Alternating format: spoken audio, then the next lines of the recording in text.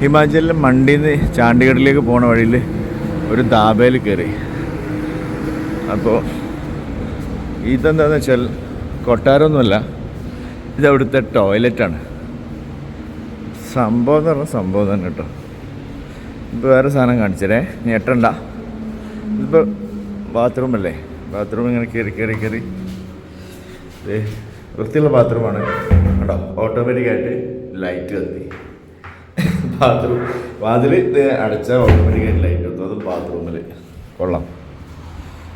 കൊള്ളാം എന്നല്ല എന്താ പറയുക. ഈ ധാബിൻ്റെ പേരെന്താണെന്ന് നോക്കട്ടെ. ഫുഡൊക്കെ അടിപൊളി ഫുഡായിരുന്നു.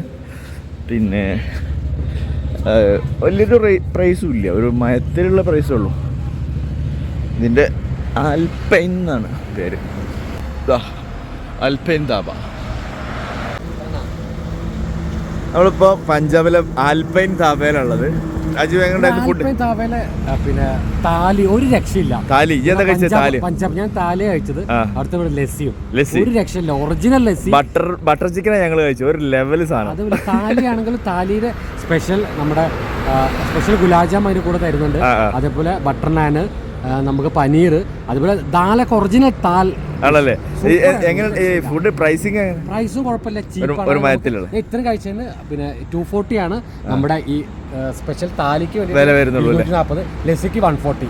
പക്ഷെ ഒരു രക്ഷയില്ല, ഒറിജിനൽ പഞ്ചാബി ആ ടേസ്റ്റോട് കൂടി നമ്മൾ കഴിച്ചു. ശരി, ഓക്കെ, താങ്ക് യു.